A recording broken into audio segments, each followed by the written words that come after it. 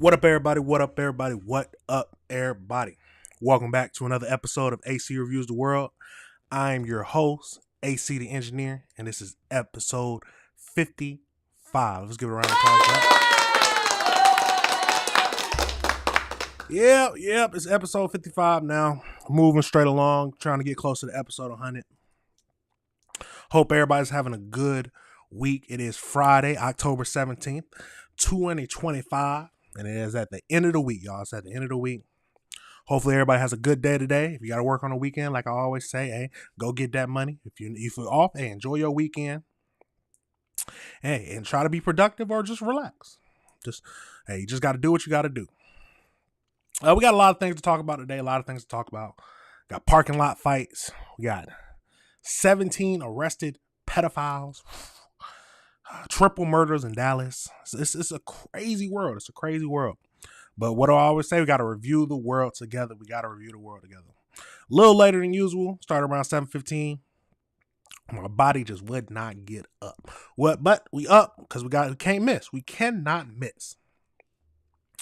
You know how I like to do it. Let's get right into it. The first thing we're going to talk about today, the very first thing we got to talk about is there is a crazy violent parking lot arrest that a woman was arrested and she is planning on suing the police department. We got two videos to look at, but let's get over into that and see what it's all about. See if we agree with if it was police excessive force. So let's get over into it and see what it's all about. It was a routine school pickup that turned into a violent arrest, all caught on camera. Hold on, back up. Hold on, back up. Because that looked crazy. It was a routine school pickup that turned into a violent arrest, all caught on camera. Everything that happened, that was just like uncalled for, and it's not fair. It happened outside a school in Jacksonville, Florida. Police say 39-year-old Erica McGriff left her car running in an intersection. Body camera video shows an officer confronting her. And when McGriff refuses to hand over her license, the situation turns physical. I need your license. So first thing. I don't understand why people argue with the police. Why are you going to argue? Why are you going to fight? He tells you to hand your license over. Hand you your license. What is the problem? Hand him your license. Get it over with. If you're doing something wrong, I'm not going to fight the police, no. Because one of all, I'm not trying to get into a fight because they're well trained, and I'm not trying to get my face hurt. And then it's the hassle. What is the hassle about? I'm not trying to do all that. If I knew I was doing something wrong, I'm just going to take my punishment. Okay, you caught me. There you go. But let's keep going. Let's see what it's all about. Please don't grab me. Please don't grab me. Don't grab me.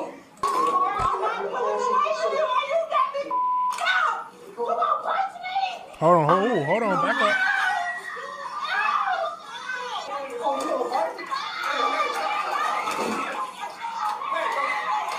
She violently resisted Officer Holton and eventually punched him repeatedly and bit him with such force that she left a bite impression on his forearm. Attorney Ben Crump, now representing McGriff, calls the arrest excessive and is urging the state attorney to drop the charges, which include battery and resisting with violence, each punishable by up to 5 years in prison. Regardless of what you think, how she should comply, when you look at that excessive use of force, it is not right.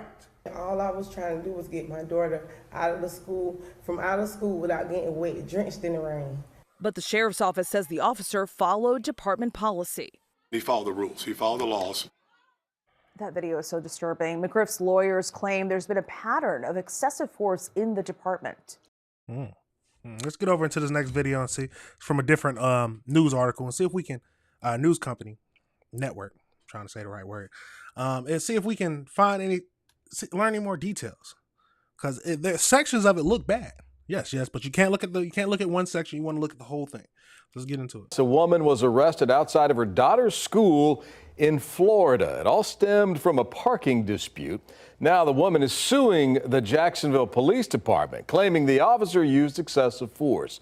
ABC's Stephanie Ramos. Hold on, Jackson. Is this the same one video where that guy, same police department where the guy was got punched out of the car for a traffic stop?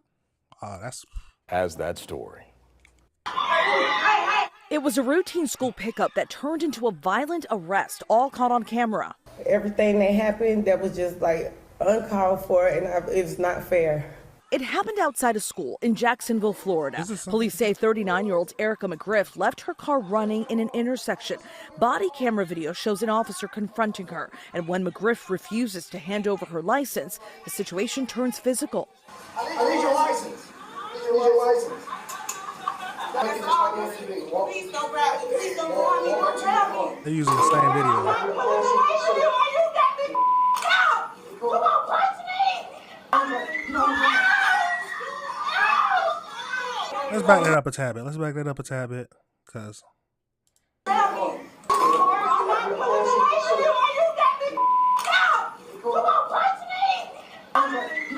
see, I'm not sure about that punch, because it looks like she was against the car and she's resisting, so he punches her. And I believe in the Jacksonville case, they said that they are allowed to punch you. That's what most that is in their laws or in their rules, that if you are resisting arrest, they're allowed to give you a punch to make you resist, to make you stop resisting. So he punched her to the ground, trying to get her on the ground. Then she starts going to fight with him. She starts fighting with him. Looks like this is the same video that we looked at in the last from the last news network. But let's see if we can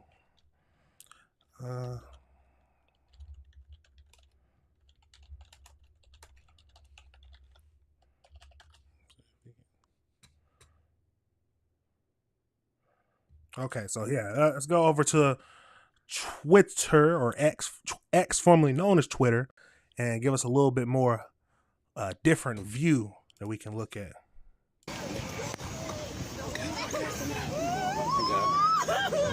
So, okay, she's against the car. She's fighting. Hold on. That wasn't really a punch, because that didn't look like a punch to me, but I'm not sure how it.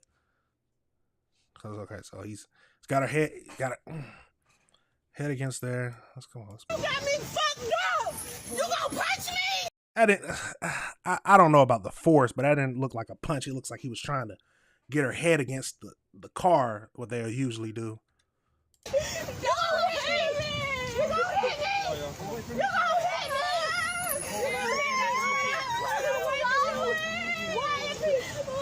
All right. Please, yeah, let the girl get away. No, please.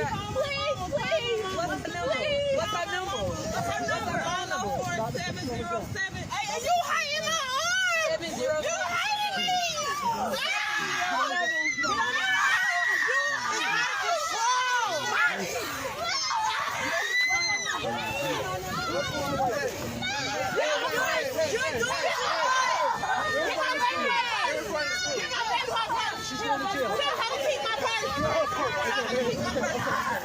And that is where it went bad. They start swinging, punching each other. You went too far. You got it, Cat. That's the devil, Cat. Okay? That's the devil. That police officer is the devil. Okay? That's the devil. Hey, y'all, I gotta move this line. What the fuck is wrong with you? Get the fuck off of that lady. You ain't breathing like a man, right? Oh my God. I can't breathe. You is wrong. You is wrong. What is y'all need to? Does it look bad? Yes, it looks bad. But it's bad. So the first thing. So this is the first part where, because You got me fucked up. You gonna punch me? I don't think that's a punch. At least that's my opinion. Tell me your opinion. Looks like he was trying to, like, when they try to put your head, they use their forearm to put your head against the whatever vehicle so they can restrain you. You gonna hit me? You gonna hit me? You gonna hit me?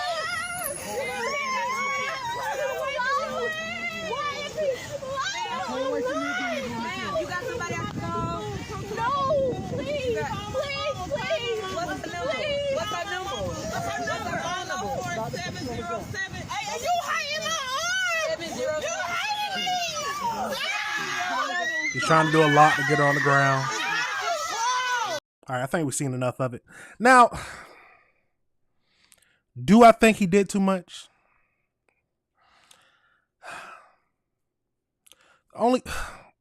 This is what police do. We know this. If you fight against the police or resist arrest, they will put you to the ground. That is what they're trained to do. That's why the police chief said he was following their policy. When she was yelling, punching the first thing, it didn't look like a punch to me, but I might be wrong. But it looked like he was putting his forearm, like he was trying to put his forearm right to back of her head so he can restrain her, which looks like a normal police hold to me. But you might see something differently. At the end of the day, y'all, why are we resisting against the police? It looks to me, all this could have been avoided. She would have just gave her license. She would have got her ticket and she would have been gone. It would have been simple as that. But she didn't want to give her license. If you refuse to give your license,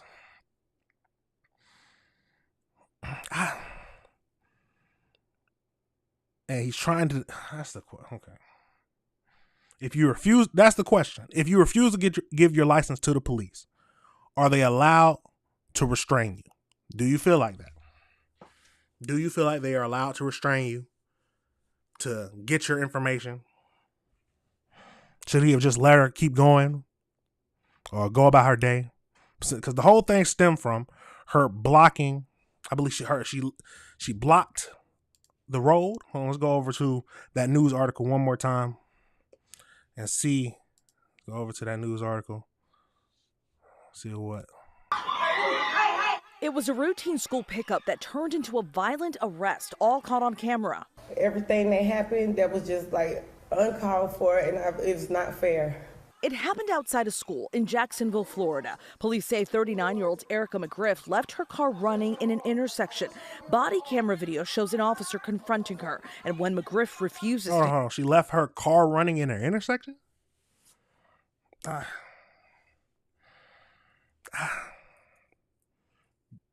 Should you be able to leave your car in an intersection?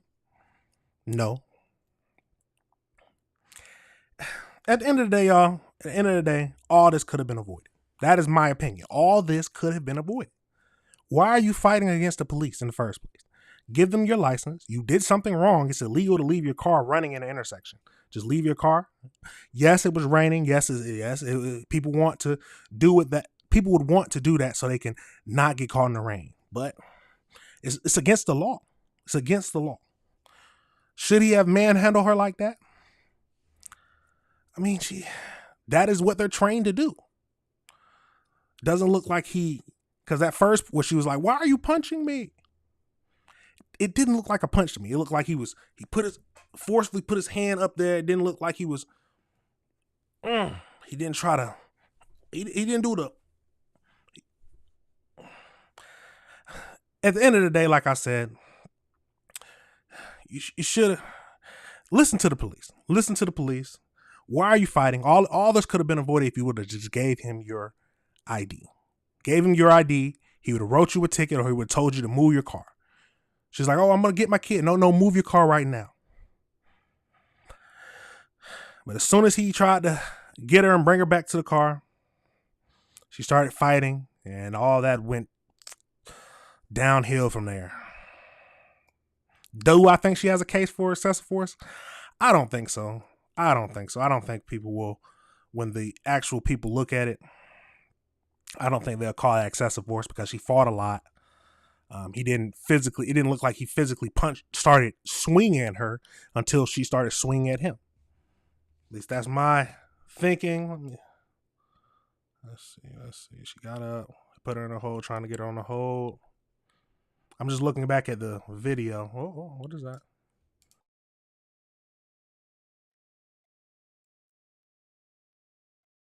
Okay, yeah. It's hard to tell, but it looks like to me that they started fighting. She started swinging. He started swinging. So I don't know if they can get excessive force for that. But they're going to try. That is what the lawyers do. That is what they're going to try. But tell me your thoughts, y'all. Do you think that this was excessive violence, or do you think it could all been avoided if she would just gave him her ID because she left her car running in an intersection? Now, tell me your thoughts, y'all. Tell me your thoughts. Absolutely wild. But let me know if you disagree with anything I said. The video is hard to watch. Yes, it looks crazy because it's a woman and it's a man. Yes, it's always going to look crazy. But do I think he was going beyond his roles as a police officer and trying to resist? Not really. I don't think so. It doesn't look like that to me. Does not look like that. It looks like that he was simply trying to restrain her. And it got bad when she started swinging at him and they started fighting. Tell me your thoughts, y'all. Tell me your thoughts. Absolutely crazy. Now, we got to pivot. We're going to pivot over into, looks like we got a USC grad student who is drugging and raping women, sexually assaulting women. There are some sick individuals in the world. But we got two videos to look at. So let's see if we can break this down and see what all was happening. Absolutely crazy, y'all. Let's get into it.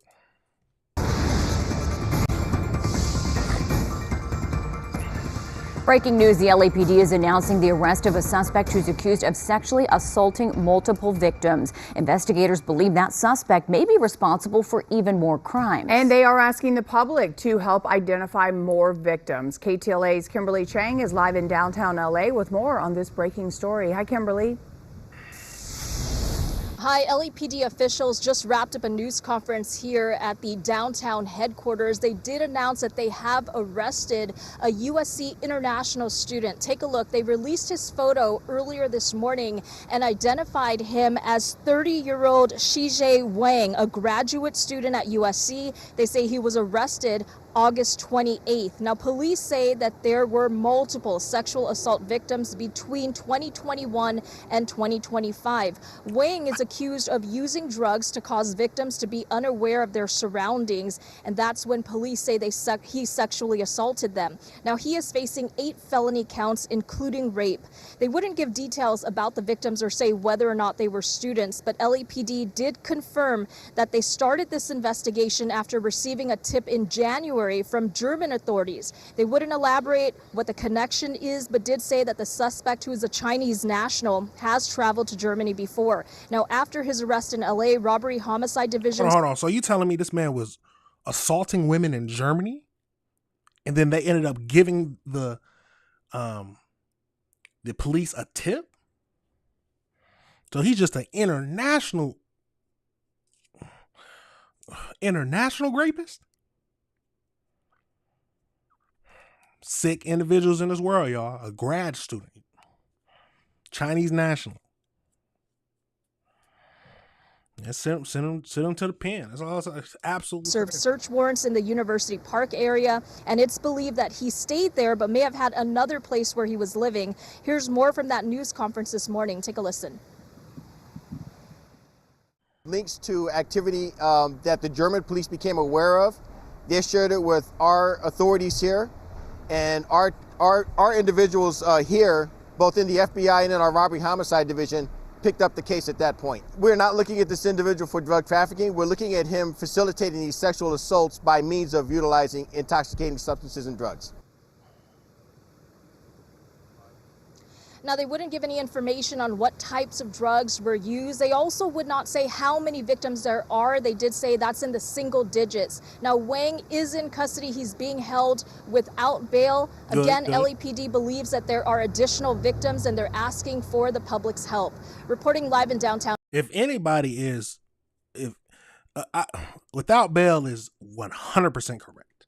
Because if anybody is planning to flee, it's a Chinese national who likes to go to Germany and assault women. Come on now. Let's go over into this next video and see if we can learn any more details, or if they give us any more details about this. And a USC grad student from China is behind bars tonight, accused of drugging and raping multiple women during a years-long crime spree. The 30-year-old doctoral candidate was taken into custody after a tip from overseas and an extensive LAPD investigation.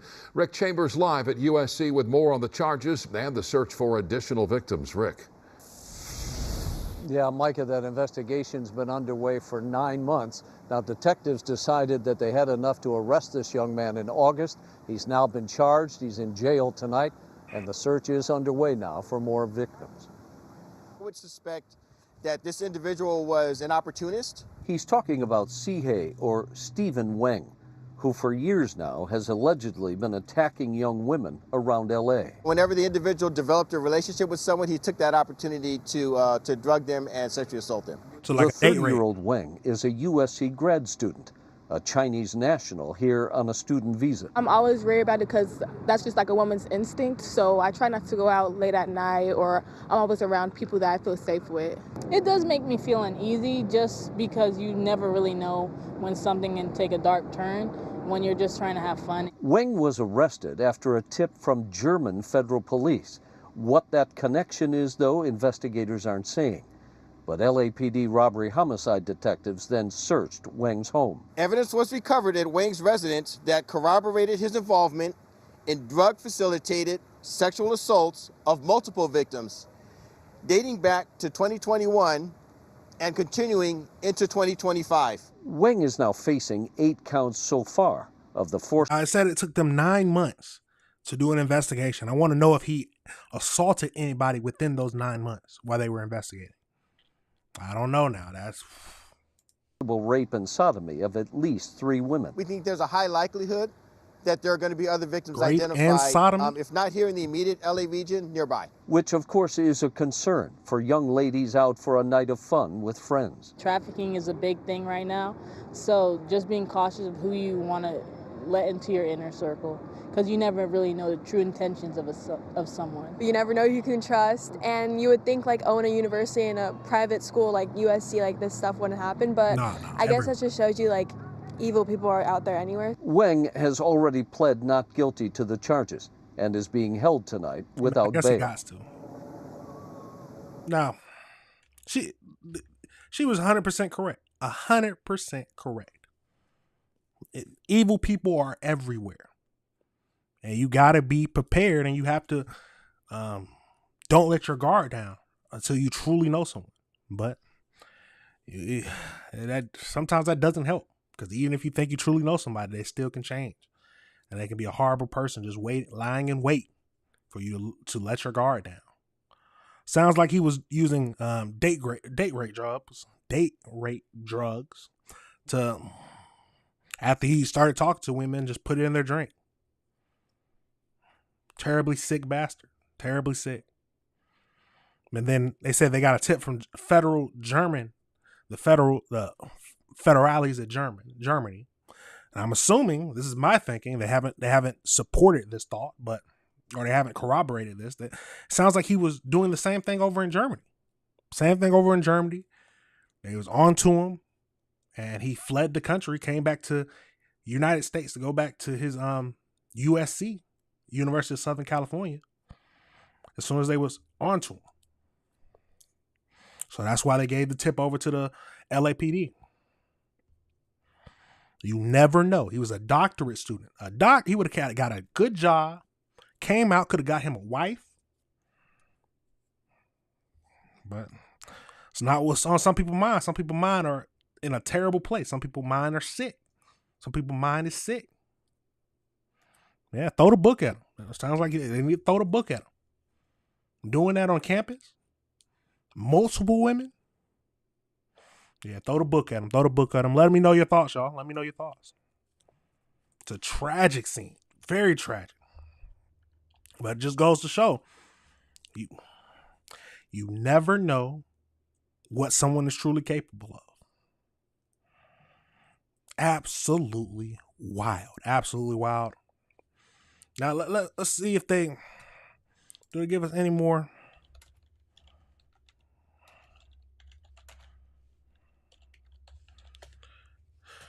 See if they give us any more details.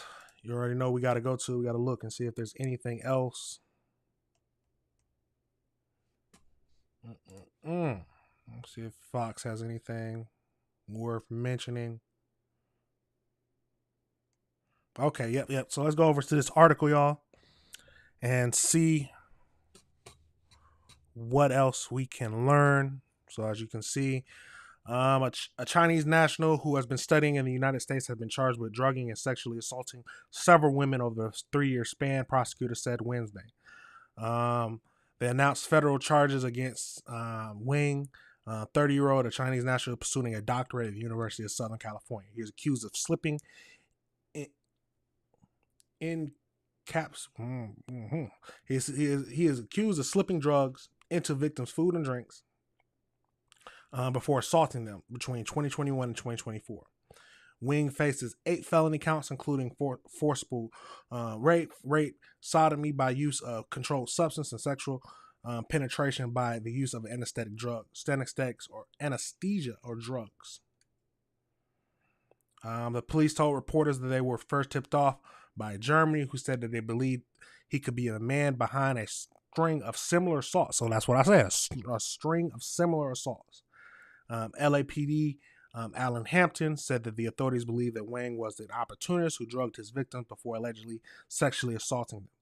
Evidence was recovered at Wang's residence that corroborated his involvement in the drug-facilitated sexual assault of multiple victims dating back to 2021 and continuing into 2025.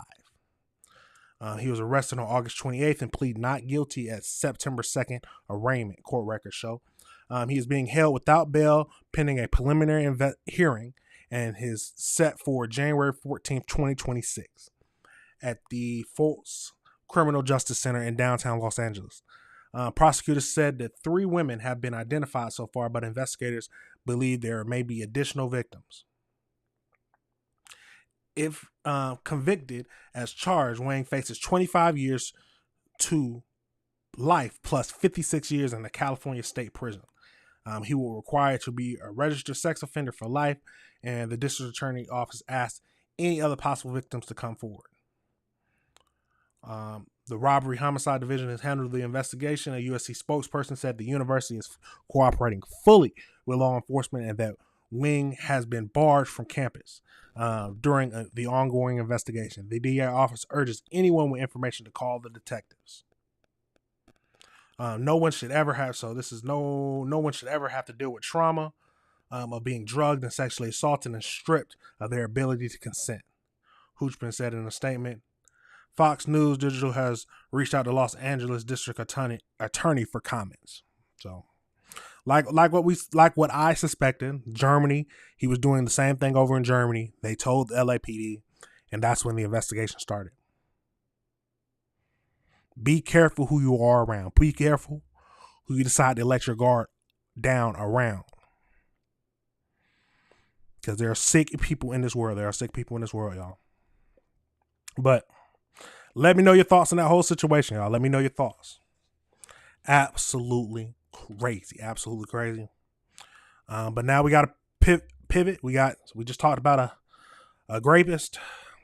I keep switching. I don't know if I can say rapist or not. Y'all know what I'm trying to say. But we just dealt with a USC grad rapist. Now we got to go over to 17. So I said 17 arrested child pedophiles, child predators.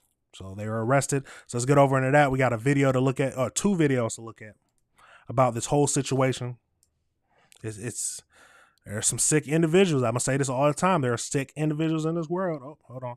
There are some sick individuals in this world. Let's get into it.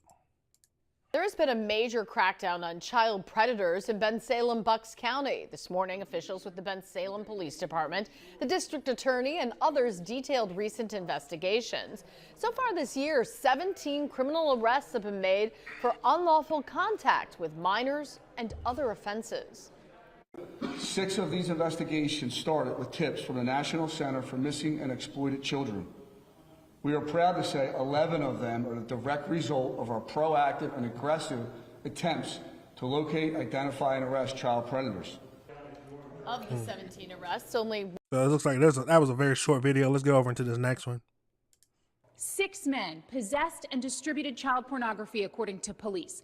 5 men were caught, they say, trying to set up a sexual encounter with children. Another 6, they say, traveled from as far, one of them, from the Jersey Shore. All for a sexual encounter, they say, with a child. But police say these men weren't talking to kids. Instead, they were talking with investigators. Good. Send them to jail. Anybody, like I've said this before, anybody who messes with children, tries to assault children, throw the book at them. Throw the book at them. So when they get to jail, they're going to try to lie and say, oh, no, hey, I'm just in here for some simple robbery. Somebody going to look their book up because they seem weird. Then it's on site. It's on site. Let's keep going, y'all. Let's keep going. The vast majority of these individuals are not from Bensalem Township, and some not from Bucks County, some not from the Commonwealth of PA. Sadly, they are among us, and we know that, as Director McVeigh said, the recidivism rate is through the roof. So we have to have proactive measures taken every day to combat it. District Attorney Jennifer Shorn says of these 17 men who were arrested by Bensalem police, 16 are from out of town. She says that shows the will and determination alleged sexual predators have when it comes to victimizing kids. This crime often leads to recidivism by those who are arrested. Let's back up. Let's back up. Let's look at all these people. So travelers.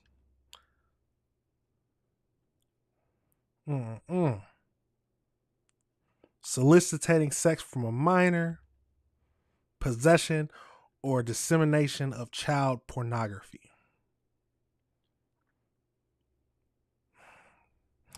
Some of them look sick. Some of them look like you need to be careful around them. But some of them, you would never think. But let's keep going. To victimizing kids. This crime often leads to recidivism by those who are arrested. So when they get out, oftentimes they do the same exact thing. Police say 2 of those arrested were already listed on the Megan's Law offender list. Investigators with Bensalem say they have been working for months online, cracking down on adults who prey on kids. Internet stings have snagged suspects, they say, that are trading child pornography, engaging in lewd behavior with children, and those who came to Bensalem solely for the purpose of engaging in sex with children. Their intentions were clear to us in law enforcement as they traveled to a specific location, at times with condoms or candy in their possession at time of arrest. Over the last several months, Bensalem... Well, what is with these freaks who they bring candy because they want to... Oh my God, these some freaks. Police have been posting the arrest notifications to social media. They say they want people to know what they are doing to nab child predators. We have made a stance that we publicly post all of these arrests. Some people don't think that that's something you should do because it might be a warning to predators not to do this, but this hasn't deterred them at all. All 17 cases are going through the court system. What you mean it might be? Oh, that's good. Or are they saying it might be a warning to them not to do it in your state? I mean, if they're not trying to do it, then hey, sounds good to me. Absolutely crazy. She says while these arrests represent one police department's effort, she says the arrests are a small slice of the threat that exists to kids, urging parents to check online messages, social media activity, and restrict some apps from kids. In Bensalem, Deanna Durante, NBC 10 News. Absolutely crazy. Absolutely crazy, y'all. I've said, I'm going to say this plenty of times. Sick individuals are everywhere. You need to watch your kids. You need to look at what they're doing online, because some of these kids, they'll be talking to these people. They thinking they're just a little kid. They're talking on the internet with, but it's a grown man with his shirt off, trying to talk to them, convincing them to sneak away so he can come and play with them. You got to watch your kids. You got to be inside your kids' life. You have to be proactive with teaching them about who they can talk, who they should talk to. Don't just be giving out your information because you don't know who it actually is online. You have to be careful. You have to be careful, y'all. It's a crazy world we live in, but we got to keep reviewing the world together. Because you never know. You never know. Absolute crowd. I'm happy that they got these 17 people off the street through these stings. But child predators are everywhere. Everywhere. There's so many people. So many people. And then you got the sick people who they try to say that they are just like the LGBTQ. I'm not even, you know what I'm trying to say. They're just like that community. They're just like that community, and they should be lumped in together because there's nothing wrong. It's natural. That's what they like to say. Sick individuals, y'all. You have to be careful. But we know what's going to happen to them in jail. Do you think this? Here's a question. People who, because they keep saying they get out and they can be on the sex offender registry, but then they still do it. They still do it because it's in their blood or something like that. Nasty. But do you think that they should just be getting out? Or do you think this should be like a life offense? Messing with children? Do you think that should be a life offense? But I guess it gets tricky because it's very tricky. But if it's something egregious,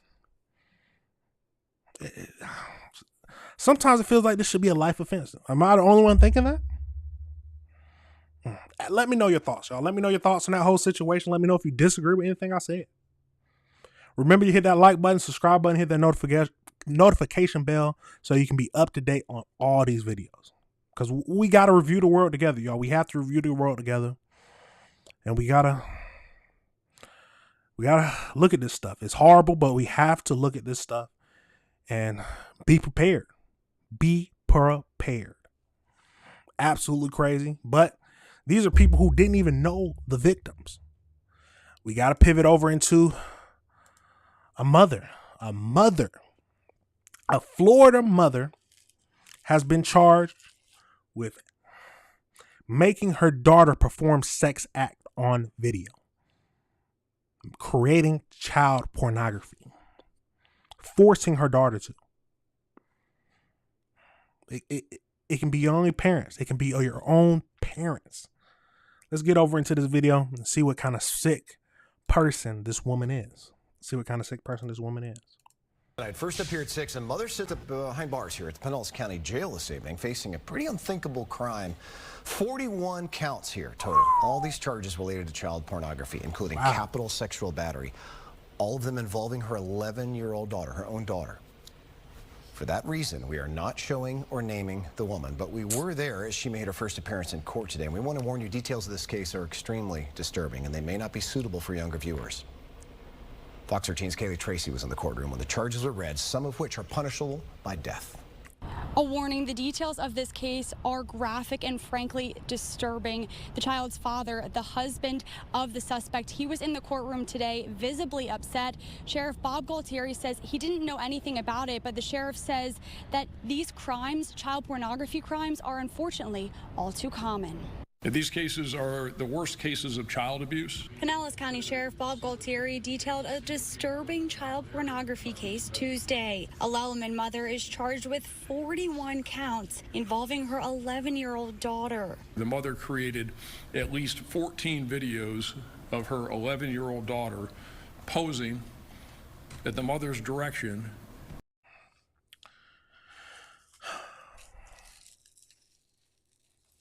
I'm fine with the death penalty. I truly am. It's some sick people.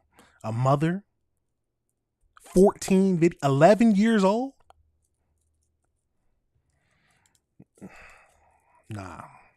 Life life, just like those other people. See, like, what did I say? I said that, do you think these people should be getting life? I don't see anything wrong with it. I don't see anything wrong with it. Let's keep going. And engaging in various sex acts, including on the mother, the sheriff says. Sheriff Gualtieri says they got information Friday about a 38-year-old man watching child pornography and meeting with young children to engage in sexual activity. They traced the child pornography back to the mother, who is not being identified, in order to protect her daughter's identity. But equally at fault are the consumers of this crap, and that's what it is. Sheriff Gualtieri says the mother admitted to forcing her 11-year-old to perform sex acts and to sending them to the 38-year-old. She barely showed any emotion in court Tuesday. The sheriff says the child pornography problem is out of control in the U.S. Since January, deputies have booked 84 people into jail in Pinellas on 900 charges of possessing or distributing child pornography. We're going to do everything we can to curtail it, because it's something we'll never stop, but it's ruining kids' lives. The sheriff says they're adding more resources to investigate child pornography crimes. The judge Tuesday ordered the mother not to have contact with the victim. Another judge will be hearing the issue of bond at a later date, but some of the charges don't even qualify for bond. The husband and an older man and woman who were in the courtroom as well, sitting with the husband, they spoke with the prosecutor before and after that first appearance today, and the sheriff says they're still investigating to see if the mother sent those videos to anyone else, and they're also looking at the payments for those videos. The sheriff says the family and the victim have victim advocates working with them. The Florida Department of Children and Families is involved as well. Reporting in Pinellas County, Kaylee Tracy, Fox 13 News. It's hard to think about. It is truly hard to think about, y'all. There's nothing to say. It's tragic that a mother would do this to her own child. It's truly tragic. Some people don't deserve to be parents. And tell me your thoughts, y'all. Do you think that being put to death for this is a reasonable charge? It's a crazy world we live in, y'all. It's a truly crazy world. Let's get over into an article so we can see a little bit more about this and see what we can find out. So, a St. Pete mother is facing dozens of charges. Let's zoom in just a tad bit. It's facing dozens of charges. It's facing dozens of charges and potentially the death penalty after officials say that she was distributing child pornography featuring her preteen daughter, 11-year-old daughter. The sheriff announced at the news conference on Tuesday that they received first word on Friday that a 38-year-old man was receiving child pornography. Like what they mentioned, they said the investigators learned that the man was receiving the videos from a woman who was using her daughter to perform sexual acts with her and her dog. Oh, whoa. Her dog? Let's read that again. So they says the investigators learned that the man was receiving the videos from a woman who was using her daughter to perform sexual acts with herself and a dog. He described the footage as graphic and grotesque. The footage reportedly includes the preteen girl posing in certain ways, performing sexual acts with the dog. The woman using sex toys, oh my God, on her daughter. Both of them performing, oh my God, what the world?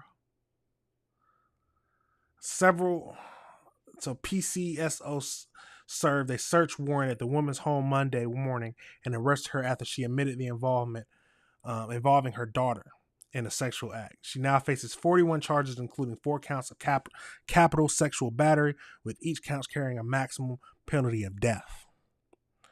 Described the incidents involving child porn as out of control, as he says 84 people have been booked in the I don't know how to say county, over 900 related charges since January. Pedophiles are out of control. These charges are the worst cases of child abuse, he says. The predators. The predators who enjoy watching kids engage in sex acts with dogs and then go online to meet kids to have sex with them are nothing but predators. The woman is also facing charges of molestation, transmission of child porn, sexual performance by a child, sexual activity involving a child and animal, aggravated child abuse, and lawful use of a two-way communication abuse, unlawful use of a two-way communication device. This is nuts. I don't know how else to describe it. It is ruining kids' lives. The woman remains at the jail. Officials say there is a no contact order between her and the child. Good. The child is safe with other family. The 38-year-old man is also facing felony charge. Good. See, they didn't forget about them. Can't forget about him. He's sick. He's a sick SOB too. However, it did not identify him due to the active investigation. The Florida Department of Children and Families is also involved in this case. They have not identified the woman or the daughter. Because I was wondering, I wanted to see her face, but it's obvious that they don't want to. You can't show the mother without people knowing who the daughter is, because they will find it out. We know how the internet is, and her identity does need to be protected because, yeah, you can't let people see her face. I wasn't expecting that. Oh my God, that makes me sick to my stomach. That one line. Oh my God, where is it at? Where's that one line? We got to receiving the videos from a woman who was using her daughter to perform sexual acts with herself and a dog.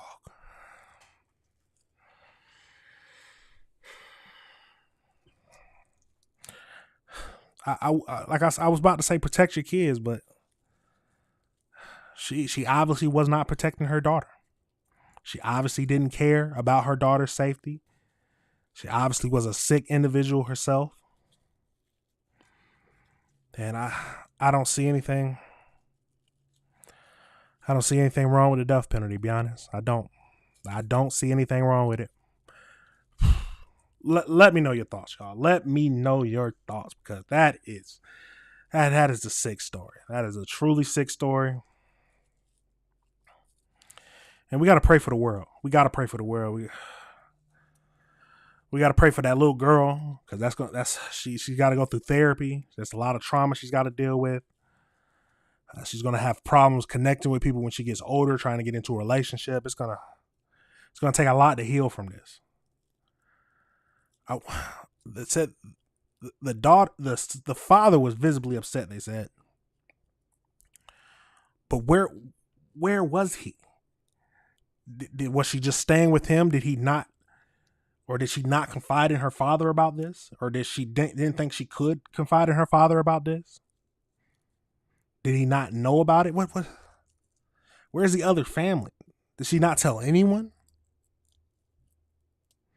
Maybe she thought that it was natural. God. Pray for people, y'all. Pray for people. Let's pray for that little girl. God, it's a crazy world we live in, y'all. It's a crazy world. Let me know your thoughts on that whole situation. Let me know if you disagree with anything I said. We got to review the world together, y'all. We have to review the world together. Absolutely crazy. Absolutely crazy. Now we let's pivot over into Dallas. Seems like we have a triple murder in Dallas. So, God, that last one did throw me a lot. That threw me a lot. But let's get over to this triple murder in Dallas. We got two videos to look at. So let's get over into it and see what we can learn from this whole situation. Absolutely crazy. Absolutely crazy. So this is the first, when it was first reported that 3 people were found dead. So before they even found the suspects, the next one would be about how when they found the suspects. So let's get into it. Earlier today, you were at a completely unrelated shooting in West Dallas.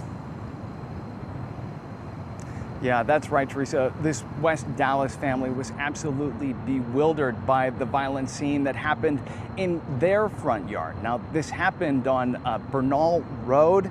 Bernal Lane and Westmoreland Road.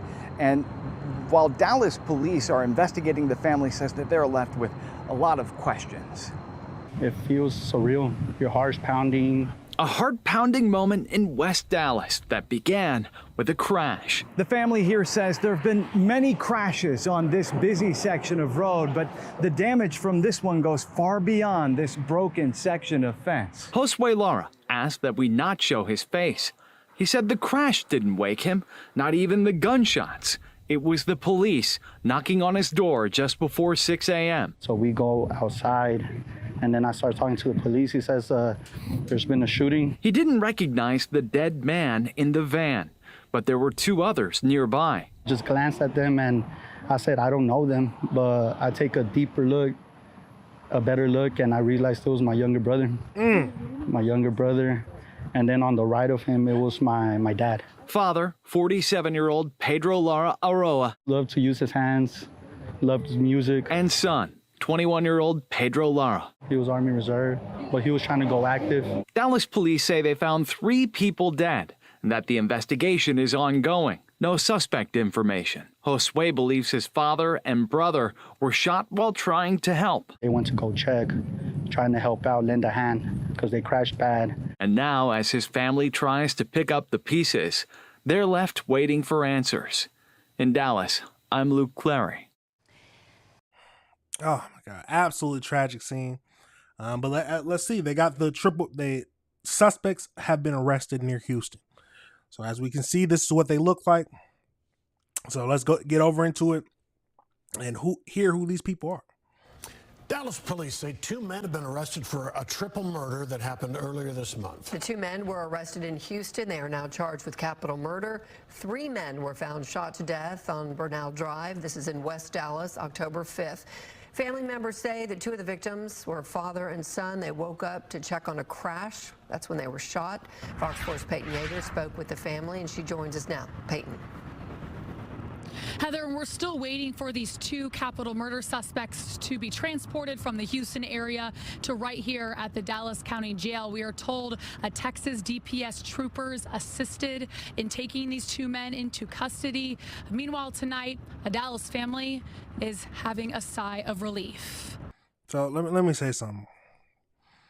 There are some good people in this world who will go and check out a situation because they're trying to truly do the right thing and see what's wrong and see how they can help. But then you have the people out there who don't care about that. And I don't know the whole situation, but maybe somebody was trying to get rid of witnesses. Maybe he didn't want them getting involved, but you have to be careful, y'all. You might want to jump into these situations, see if you can help, but you might put your own life in danger because people don't care about that. People don't care if you're just trying to be a good person. And they will do it. They will take your life anyway. So yes, it's always good to be a good citizen, help people when you can, but at the same time, you have to be prepared for the worst outcome. Prepared that somebody might not want you to help that person. So you got to keep your head on a swivel. Keep protecting yourself. This is in Texas. But let's keep going into this video. 28-year-old Jimmy Caceres Lieva and 23-year-old Brian Pineda Ayala both booked Tuesday morning in the Montgomery County Jail just north of Houston and charged with capital murder of multiple people. The 2 on the run since October 5th. That early Sunday morning, Dallas police responded to a shooting in West Dallas off Bernal Drive. 3 people were found dead, including father and son, 47-year-old Pedro Lara Roa and 21-year-old Pedro Lara. A 3rd victim, who police have not identified, was found inside a white van crashed out in the Lara's front fence. I don't know them. I didn't recognize the guy in the van. I know my dad and brother didn't. Hold on. So in one, the first one, they say he didn't want to have his picture shown. But this one, he's fine with it? No, them. It don't matter. No, we're just trying to help. Josue Lara, who was home at the time, believes his younger brother and father woke up and went to check on the driver of the van. Wait. I got to think, because this was later on after they found the killer. So, okay. I can understand why he wants to be seen on camera now, but let's keep going. They heard a loud crash, and they came outside to try to help, maybe call the cops. Maybe they didn't know if the driver was badly injured, but that's all that happened. They were asleep. The Lara family still wondering what happened prior to the crash and why the two suspects would open fire on their family members. Police haven't released those details or any motive. We didn't know if they were going to be able to find them, but thank God that they did, and they did their job. They didn't deserve it. They really, genuinely didn't deserve it. They were in their own home. This house has been with my dad since 2004. He raised it up, fixed it up, and to be just taken away from our lives outside of his own home, it hurts, and it will always hurt. Now, as for the two suspects, jail records in Houston show Caceres Leiva has a Fort Worth address, and then jail records show for the other suspect, Pereira Ayala, he has an ICE hold. Now, once the two men are booked here at the Dallas County Jail, that's when we can get our hands on an arrest affidavit, actual paperwork, which will hopefully uncover that motive. Heather, back to you. All right, Peyton Yeager, live. Thank you. Absolutely tragic. Absolutely tragic. I am happy that they was able to catch the suspects. But at the end of the day, y'all, please be careful. Keep your head on a swivel, because you never know when you're just trying to do the right thing, and then somebody won't care, and they just end up shooting. We have to wait to see if we get a motive for why they ended up killing them.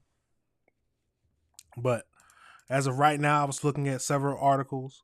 Does not look like they have any kind of motive or any thoughts of what the motive could have been.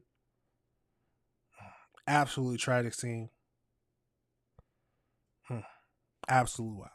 Absolutely wow, y'all. Let me know your thoughts on that whole situation. How much time do you think they should get? Triple murder sounds like life to me. Sounds like life to me. But absolutely crazy. The third victim, so we got the father and the son, but the third victim, they have not identified him. They have not identified him yet. Absolutely crazy. Absolutely crazy. Was the third victim his main target?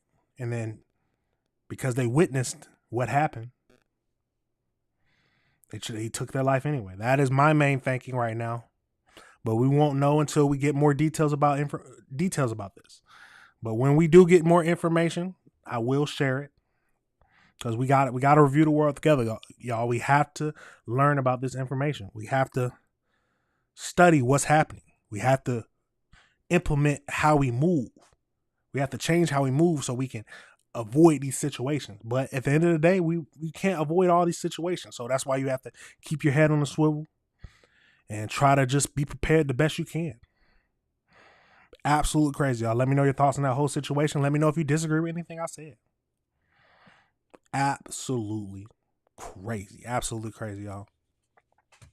Now we're gonna pivot over into a little something that popped up on my algorithm that I found interesting.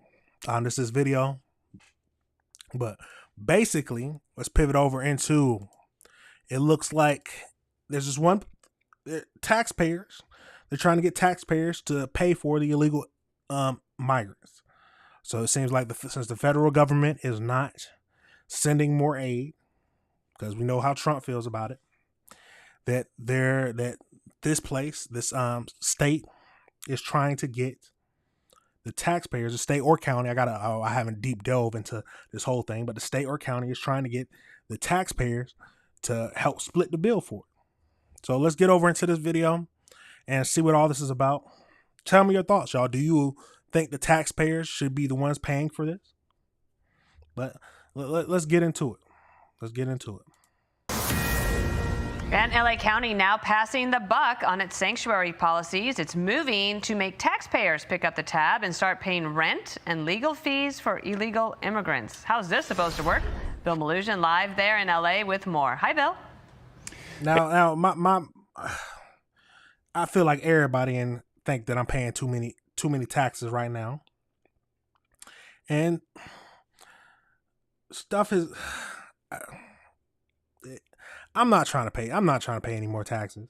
I'm not. But hey, if that is what you believe, that they should be getting some of the taxpayers' monies to help support them, then that is what you believe. But let's get over into it. Hey, Dana, well, the 10 million people who live here in LA County are waking up to news this morning that their tax dollars may soon be going to help illegal immigrants and their families. This after a controversial vote last night. The LA County Board of Supervisors voting 4-1 on Tuesday to approve a, quote, immigration emergency declaration in the county in response to recent ICE raids here in LA.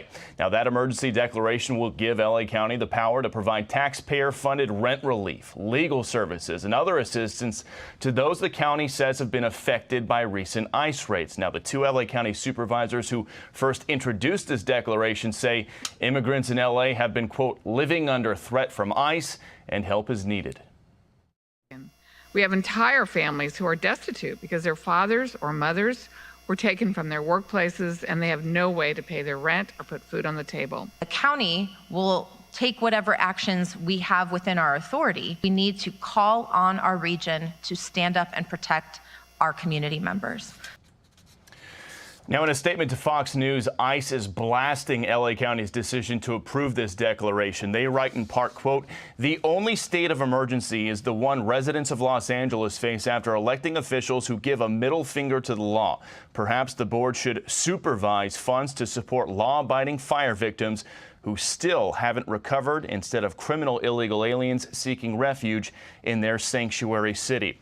Now, Dana, the LA County Board of Supervisors also recently cut $25 million from the LA County District Attorney's Office. That's for this current budget year, and that was over the DA's objections about what it would do to public safety. I've been getting texts from prosecutors in that office basically saying it's remarkable the board can not find public safety money for them, but now they've suddenly apparently feel they can find money to help illegal immigrants. That's a good point. Now, that's a good point. So you telling me that they cut the budget for the public safety, but they're going to use taxpayer money to help illegal immigrants or the families of illegal immigrants to help pay their rent and everything like that. Now, here's a question. Do I think the people here who have been here for way before the Biden administration have been living here and paying their, I don't know, see, they have been staying and being law-abiding citizens, or not law-abiding illegal immigrants? Well, see, that's a, do I think crossing over the country is illegal? Yes. Crossing illegally into the country is a crime? Yes, 100%. Do I think there's some people who cross over and after they did that one crime, don't do anything else? Yes, I think that as well. But I do think, and I always will think this, is that every crime, you have to be punished for every crime, no matter what it is. That's the fair way of the society. No matter the crime, there has to be some kind of punishment. And depending on the crime, that depends. That creates the severity of the punishment itself. But let me know your thoughts, y'all. Let's keep going into this. To you. All right, the story continues. Bill Malutian, thank you. Yeah, Tricia McLaughlin, Assistant DHS Secretary. Welcome back to our program here. Listening to that report, LA has obviously made its position clear.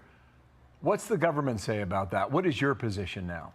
Well, there won't be any operational changes going on from CBP or ICE who are on the ground. We will continue to arrest the worst out of LA and all of these sanctuary cities. But I will say it really is a failure of LA City Council. They are putting politics ahead of public safety. If they truly cared about their residents and they truly cared about these illegal aliens who are in their city, they would tell them leave now. Take the government's generous offer to get a $1,000 exit bonus, get a free flight home, and potentially preserve the opportunity to return the right legal way.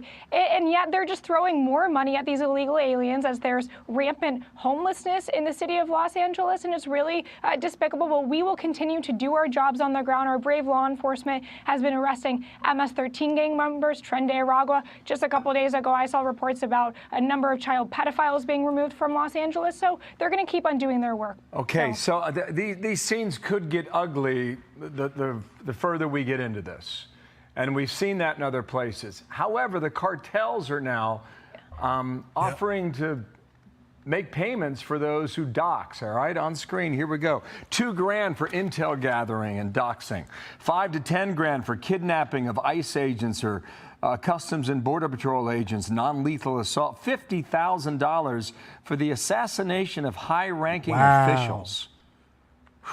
Here's Greg Bavino. He works in Chicago. Says he had a bounty on his head. Watch.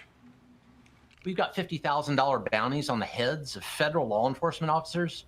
We have criminals ramming vehicles, criminals bringing guns to protests. This is not regular street crime here in Chicago. We have assaults on Border Patrol agents, ICE officers, and our allied law enforcement agencies every day, often multiple times per day. And again, these assaults, the lethality of these assaults is increasing. How can your officers respond to that effectively?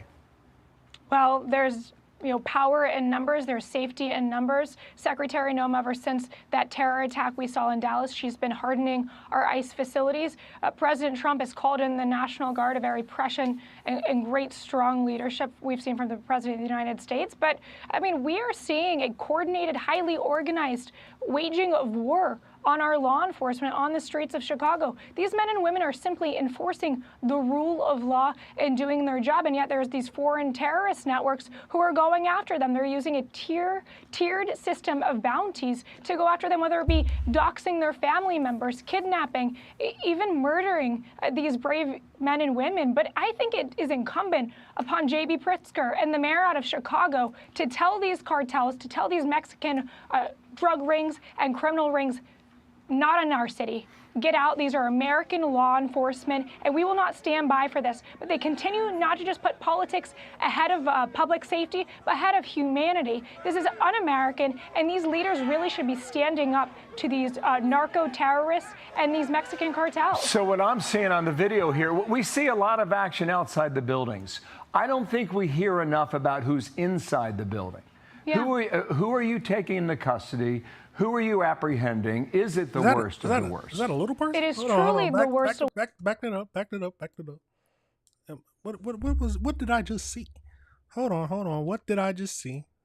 I don't want to get derailed. A lot of action outside the buildings. I don't think we hear enough about who's inside the building. Yeah. Who are you taking into custody? Who are you apprehending? Is it the worst of the worst? It is truly the worst of worst out of this Broadview processing facility. It's a processing facility, so these people are only in there for about 72 hours, but we are processing members of drug cartels, drug traffickers, MS-13 gang members, Tren de Aragua. We've had murders, we've had child pedophiles in and out of that facility. We're making sure to get them into hardened detention facilities once they're processed at that Broadview facility. But it really is stunning when you're seeing these protesters, you're seeing these agitators, and you're seeing these politicians giving our law enforcement hell for protecting these facilities and actually protecting these detainees so they can get to the detention facility through their due process and out of this country. Okay, one more thing here. This Chicago South Side now. Let's go ahead and put up on screen number 4, guys.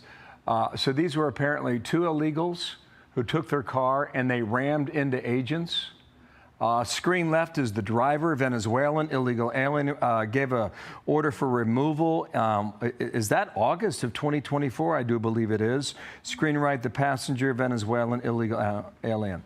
Tricia, what happened here? Yeah, this incident happened yesterday in the broader Chicago area. There was a targeted stop when these individuals used their car to ram our law enforcement agents. Unfortunately, there was a growing scene where violent rioters started surrounding our law enforcement agents, and it became increasingly hostile. We're seeing more and more of this, that illegal aliens and protesters, really violent agitators, are using their vehicles as weapons. It's a growing tactic that we're seeing. And that's why we've called in the National Guard. That's why President Trump and Secretary Noem have been so strong to give our law enforcement the resources they need, especially as J.B. Pritzker and Brandon Johnson have ordered local and state police to not answer our calls for help, not to answer calls for backup when our law enforcement is being attacked. Got it. One more quick one. Does your intelligence tell you beforehand how many people are ready to surround an ICE facility, or how many people on the outside are ready to act? Do you have that information on a day-to-day basis? We have the information we need to give our law enforcement the resources that they need, but we continue to collect this intelligence and make sure that these violent terrorists and these domestic and foreign terrorists are not putting our law enforcement in harm's way. And we call on every state and local leader, left or right, Democrat or Republican, to condemn this to the fullest extent. Okay, thank you. I know we'll talk again, Tricia McLaughlin. Thank you. Absolutely wild, y'all. Absolutely wild. Now, tell me your thoughts, everybody. Tell me your thoughts. Do you think that they are going about this the wrong way? That's what some people are saying. I seen a clip of Joe Rogan. He was talking about how, yes, he thinks that people who cross over the country illegally should face some kind of punishment.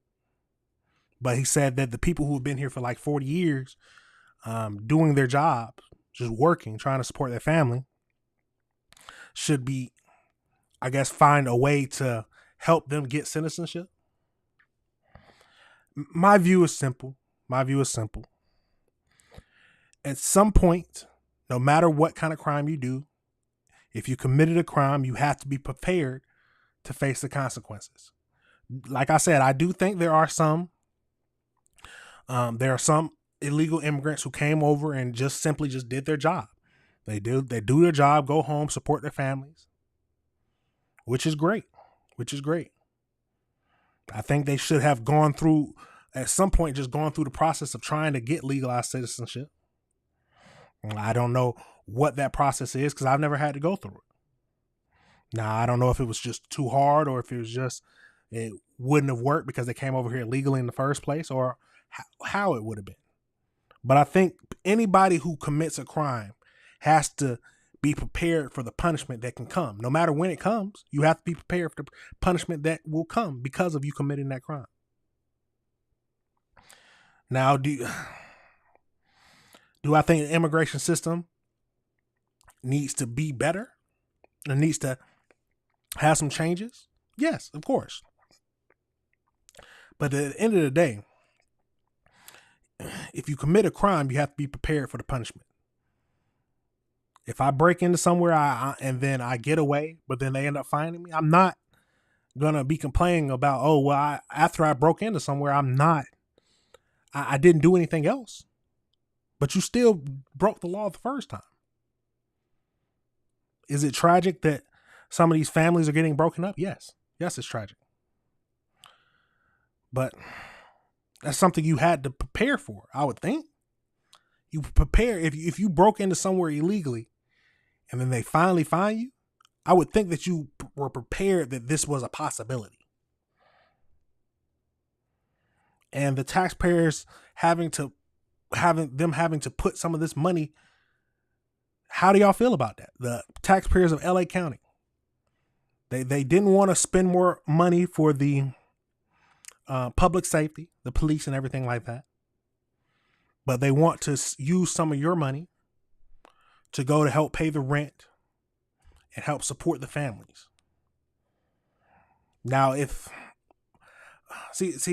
my thing is, this is my initial thing. Tell me if I'm wrong. But let's say the father gets taken away. He was here for years supporting his family because he was illegal. He just never got his papers. And now the family doesn't have their main breadwinner. If the family is legal U.S. citizens, don't they have the right to get like assistance, government assistance? They are legal U.S. citizens. That's if the family is legal U.S. citizens. Now, if the family's all legal immigrants, I can't really say anything about that because they're breaking the law in the first place. But it's a crazy situation altogether. But at the end of the day, they had to be prepared for what could happen. It can come years down the line, but you can't complain about the consequences of you breaking the law, no matter how long it goes. That is my thoughts. Let me know if you disagree with me, but that's what I'm thinking. That is what I'm thinking. Now we're going to pivot over into Chicago. So speaking of illegal immigrants, seems like Chicago, a lot of things are happening in Chicago, y'all. A lot of things are happening in Chicago. So we got to go over to that. And so it looks like Chicago, they put together a little compilation, if I'm saying all right. They put down just multiple dramatic arrests. So we get to see through this and see what all's happening in Chicago. See the different scenes and see what's all happening. So let's get into it.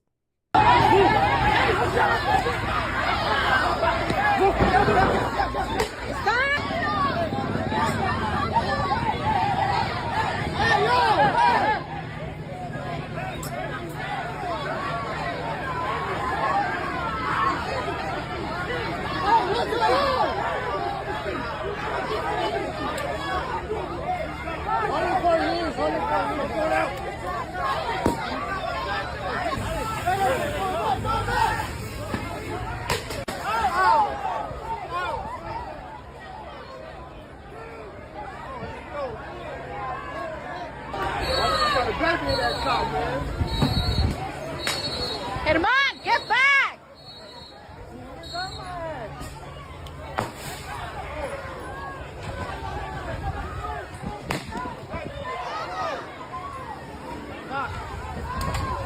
Alma.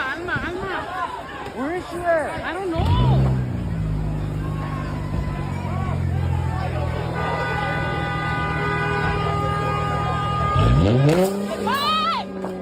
Oh, I got a little loud.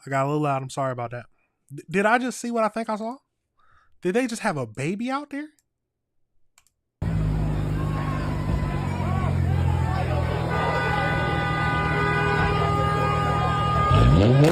Oh, it was in the car. Okay. I hope that they just got trapped there and they didn't just pull up and park with the baby in the car. Let's keep going, Law. Let's keep going.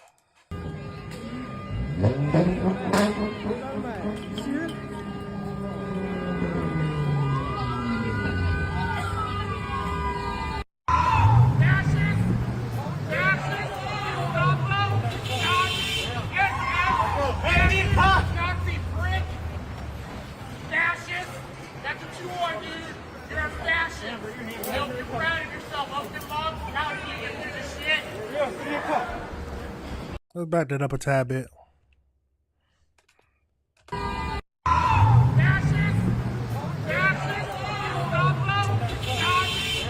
up his pants. Got his butt crack out. That's what you are, dude. You're a fascist. Is that a man or a woman? Sir, what's your name? What's your name? Debbie Brockman, I work for WGN. Let them know. He said, sir? Yep. Debbie Browning? Brockman. Brockman, WGN. Do you guys want to share your names too, or just going to cover your face? Couldn't cover your face a couple years ago. Real thing. Okay, Mr. Condemnation. Yeah. Oh my God. This is ridiculous. Honestly. Yeah.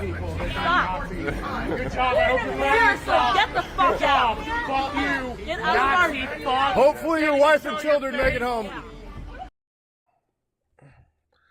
Nazi Fs. It's what is this vehicle? It's a wild world. It's a wild world. Yeah.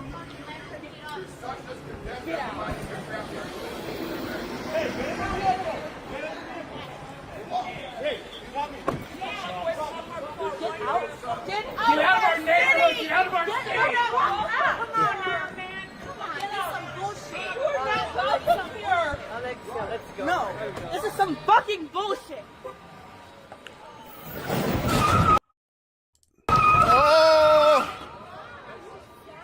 Oh, they tried to block him in?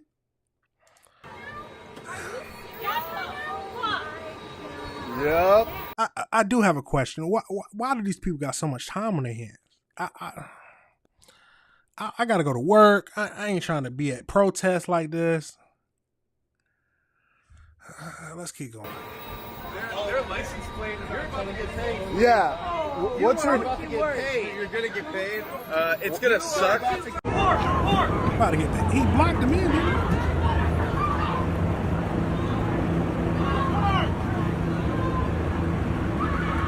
Whoa.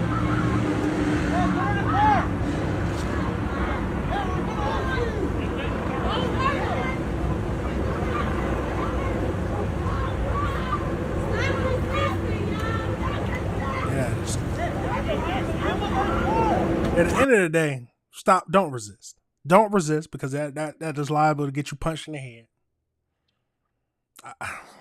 Let's keep going.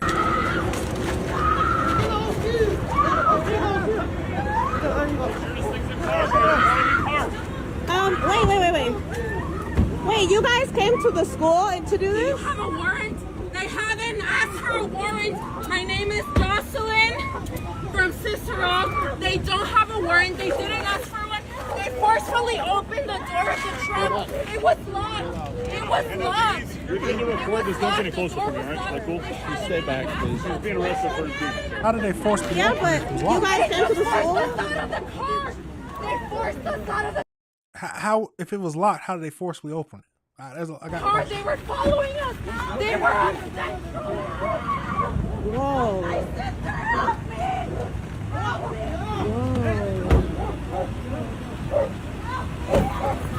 Please step back, please. You're okay. I know I'm okay, but I'm worried about other people. Oh no. They were coming to get their kid? They don't have to answer my question? Like what? Were they coming to get a child? I don't think they're not required to answer the questions if you're not involved.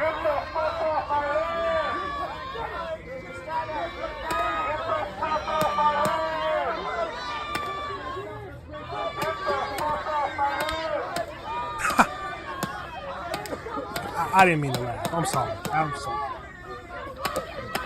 I'm sorry.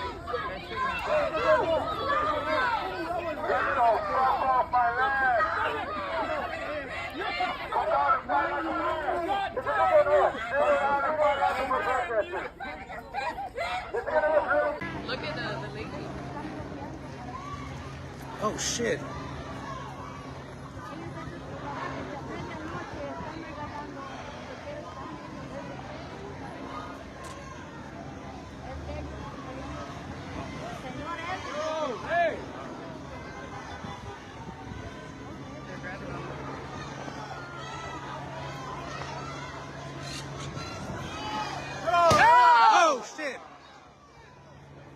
Kick it back. He's an asshole. There you go. Yeah! He's an asshole. That guy was an asshole. Oh, shit. He's an asshole. That's a fucked up move. That's a coward move. That's a pussy move. What they do? Oh, that's a pussy move. Oh, they're aiming the gun. Hell yeah, he is. That's a pussy move, man. They're aiming the gun. Yeah, that's fucked up. That was fucked up. That's a pussy move. You guys are really... You guys...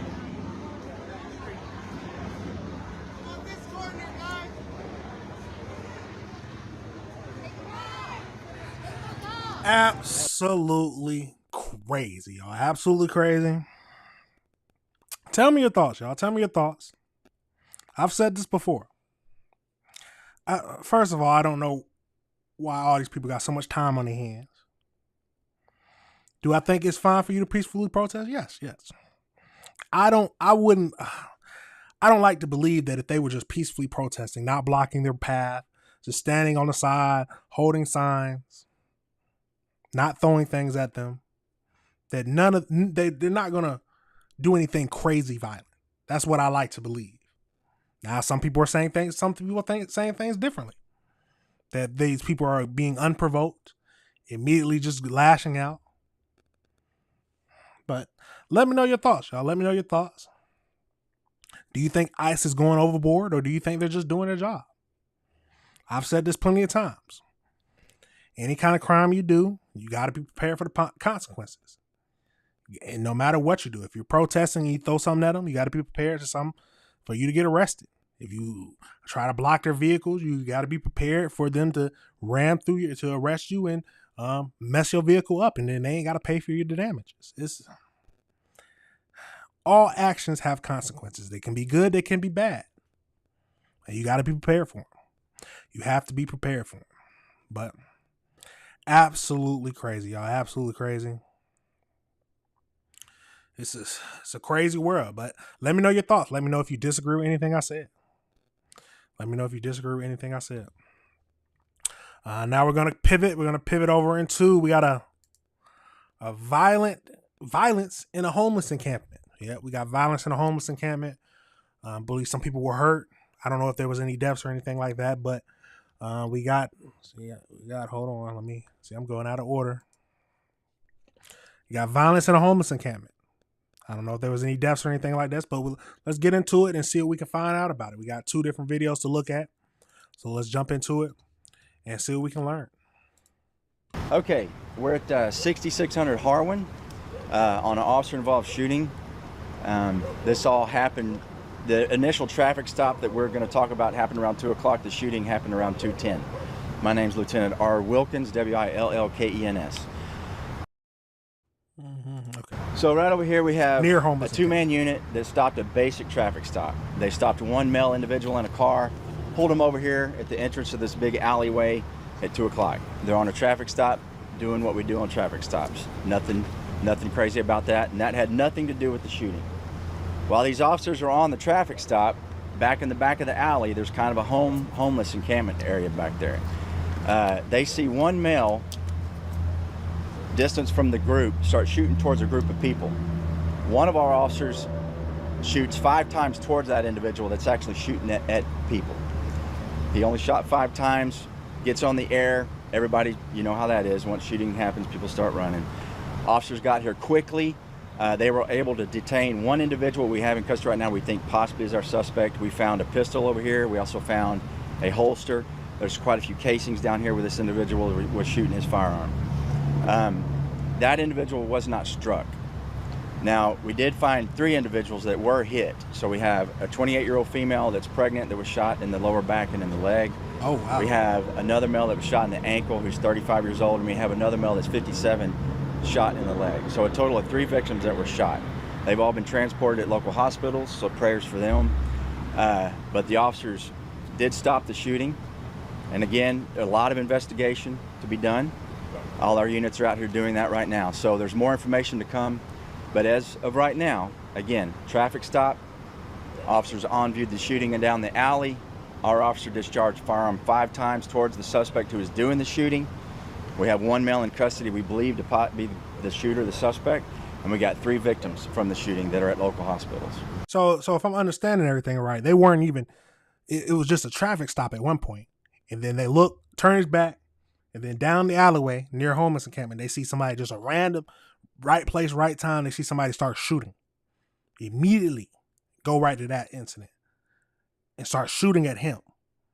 You got 3 people shot, and one of them was a pregnant lady who was shot in the back and in the hip or in the leg. Absolutely wild. Right place, right timing.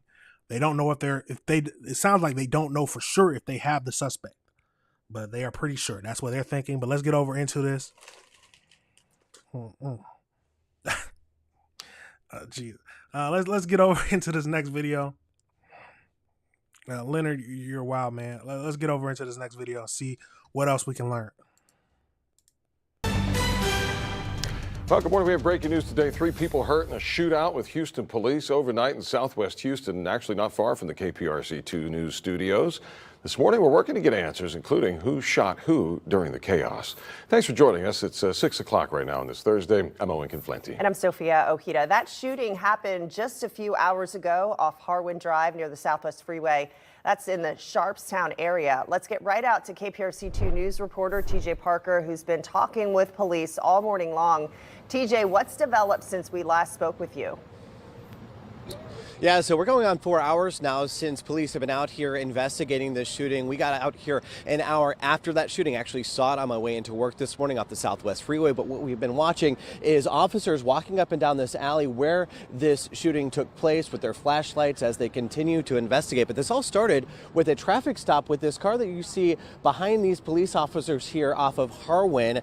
You can see that vehicle with the door opened up here. Police tell us that car was pulled over, and while they were making that stop, an officer saw someone open fire on a group of people in the alleyway behind us, which investigators say is a homeless encampment. That was when the officer returned fire, shooting 5 times toward that suspect. Police say it's crazy that this, you go to try to kill somebody, sounds like he was trying to kill him, and there's an officer right there.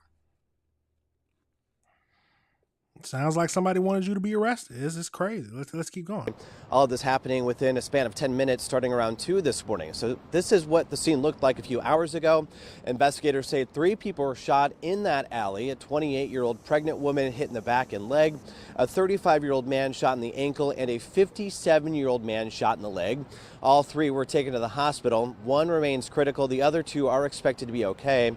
Now, the suspect who opened fire is also in custody. Police say he was not hit, and officers recovered the gun used in this shooting. So let's bring it back out here live again. Still very much an active scene here. This has been going on for the past 4 hours, starting at 2 this morning. Police are still working to determine whether it was the suspect or the officer's gunfire that struck those 3 victims. So as you can imagine, this is still very much an active investigation, but we do know that at least 3 people were shot, including a pregnant woman. So again, still very much an active scene here. We're going to continue to stay out here. If there's anything new that develops, of course, we'll pass it along. We're live in Southwest Houston this morning. I'm TJ Parker, KPRC 2 News. All right. Now that's a good point. Was it the suspect or was it the officer who ended up shooting?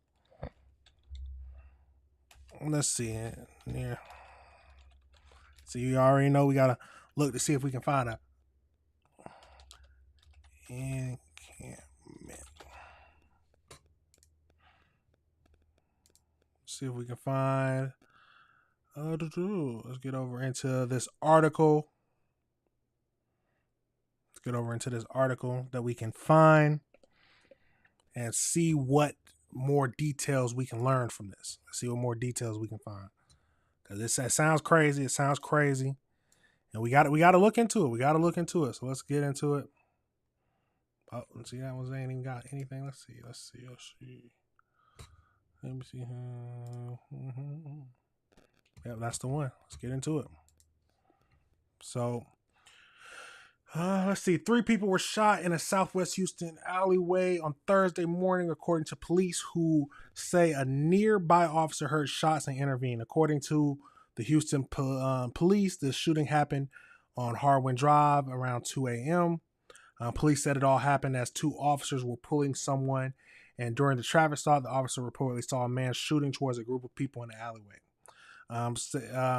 HPD said the stop had nothing to do with the shooting, that the officers would just happen to see it unfold.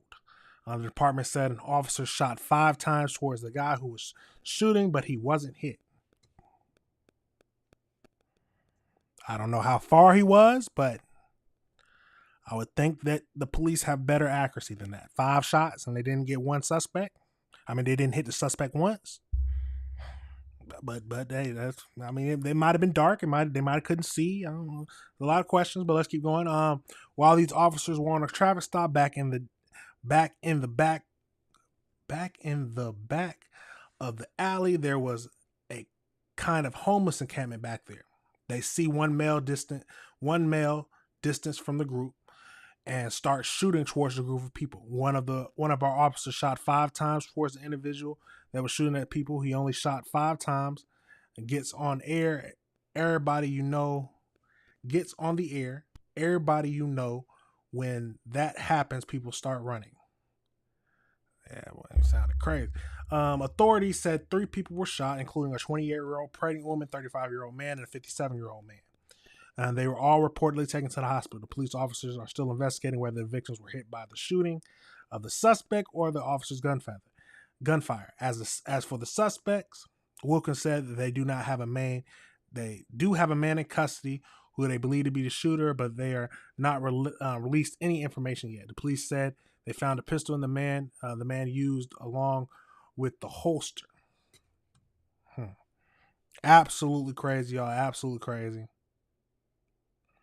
It's anything else? Let's see, what did I just do? Go back. See, there's a lot of these things you can't even see.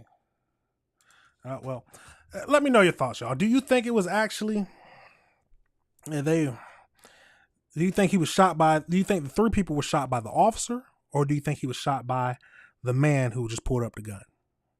There's a lot of questions going around, a lot of things that still need to be answered. But my main thing, you are correct. Houston is a crazy place. Houston is crazy. A lot of things go down in Houston. It's a wild situation altogether. My first thing is, I want to know how far away the suspect was. Because how does a police officer who's trained to shoot 5 times and can't hit the person once? Was he ducking and diving? What happened? Because if you see somebody shooting, I'm assuming he didn't see you. But he could be trigger happy. But absolutely crazy, y'all. Absolutely crazy. At the end of the day, y'all, keep your head on a swivel. I don't know why the man was shooting at the people in the first place, or if we just there's a lot of things that just don't add up. But once we get more information, we will make a new video, because some things we just need to review the world together, y'all. We gotta go through all this stuff. Absolutely crazy, y'all. Absolutely crazy. Let me know your thoughts and let me know if you disagree with anything I said. Wild situation. Now, the last thing we're going to get into, we have to get over a little more lighthearted. So, I don't know if y'all seen it, but at the San Diego Zoo, a gorilla got mad and started slamming and broke that glass. People started to scatter. They didn't look like they scattered fast enough to me, but hey, that's what was happening. But this is the most recent stuff that I found on it. So let's get over into this. We got 2 videos to look at. Wild situation. Still makes me think back to 100 men versus 1 gorilla. Let's see. Are you going to be the first man to jump into that? Let's get into it though. Let's see what's happening. We begin as a gorilla at the San Diego Zoo charged into the glass that separates the gorillas from guests over this weekend. The force broke a layer of the glass and shocked families who were there to witness it all. Our Juliet Vara spoke to a woman who saw it all happen and starts us off live now from the zoo. Hi, Juliet. Zara, what a startling and shocking experience for anybody that witnessed this. One witness telling us that the gorillas actually appeared to be active and sort of interactive with the crowd, but then disappeared for about 45 seconds. And then out of nowhere, one gorilla named Denny came charging down the hill, slammed right into the glass so hard it broke. Denny got tired of y'all playing on his name. He said, He said, I'm tired of jumping around, playing nice. Let's keep going. In slow motion, this cell phone video captured by a witness shows a 10-year-old gorilla named Denny at the San Diego Zoo charging the glass. The impact startling people who saw it happen, but no one was more shocked than Katya Sutil. We were actually looking down at our cell phones, so we didn't notice that he had taken a running start, jumped, and then launched into the glass, and he hit it with his elbow or his forearm, right into the glass. like directly in front of my face. Katya was celebrating her birthday at the zoo on Saturday with her sister. The two spent about 20 minutes observing the gorillas, even taking some video of their own minutes before Denny charged. I was so jolted, I fell back a few feet, and then when I looked up to see what had happened, I just saw... He looked upset. He looks like he's tired of y'all. He does. He looks like he's tired of y'all. So y'all keep coming here looking at me every day. I'm tired of it. I'm tired of it. The gorilla staring directly at me, like making eye contact with me, and then this giant crack. And I mean, this crack propagated probably 6 feet. It was pretty big. The impact broke the first layer of a 3-layered glass panel. No one was injured, but the force scared Katya and her sister. There was definitely a moment where I was like, did I look at you weird, or did I do something to provoke this somehow? Denny is a western lowland gorilla, part of a critically endangered species. His 3rd birthday in 2017 even made headlines. As he got older, he transitioned to living with his half-brothers. The two gorillas were kind of going back and forth, like kind of taunting each other, stalking around. So there might have been like some tension going on, like between the two gorillas. It's unclear what led the 10-year-old gorilla to react in this way. But one thing is very clear, from now anyway, Katya will never forget this birthday. Honestly, my sister and I have both been super shaken up since yesterday. So I might be taking a break from the gorilla exhibit. And the San Diego Zoo releasing a statement tonight saying Denny was not injured and both gorillas will be cared for behind the scenes until the panel has been replaced. And again, no witnesses were injured. Reporting live tonight from the San Diego Zoo, I'm Juliette Vara, Fox 5 News. Our Juliette Vara starting us off live there from the zoo. Juliette, thank you. Let's get over into this next video, see if we get any more details about it. Let's see if we can get it. Move this out the way. Get out of the way. In slow motion, this cell phone video captured the same video? The impact, startling people. Yeah, I think that's, is this not the, yeah, it's the same video. Absolutely crazy, y'all. But I was trying to see if we can find anything else. Let's see, hold on, let's see. Because that is a wild story. It's to me, it sounds like he was tired of it. At the end of the day, he was tired of it. He was tired of y'all looking at him, tired of y'all saying, you know, y'all they like to beat their chest because, you know, that's what they always do to the gorillas. They beat the chest. Absolutely crazy. Hold on, let's see. Maybe that wasn't the same. Well, let's get into it. Let's see. This one was Fox, and then we got KT. Okay, let's get into it. It looks like it was not the same video. Let's get into it. In slow motion, this cell phone startling people who saw it happen, but no one was more shocked than Katya on Saturday. I know, big. The impact broke big. The two. And then when I looked up to see what had happened, I just saw the gorilla staring directly at me, like making eye contact with me, and then this giant crack. And I mean, this crack propagated probably 6 feet. It was pretty big. The impact broke the first layer of a 3-layered glass panel. No one was injured, but the force scared Katya and her sister. There was definitely a moment where I was like, did I look at you weird, or did I do something to provoke this somehow? Denny is a western lowland gorilla, part of a critically endangered species. His 3rd birthday in 20. But one thing is very clear, from now anyway, Katya will never. Okay, yeah, that's it for that. It's a crazy scene. I can't imagine. Let's go back to where is that crack at? Where is that crack?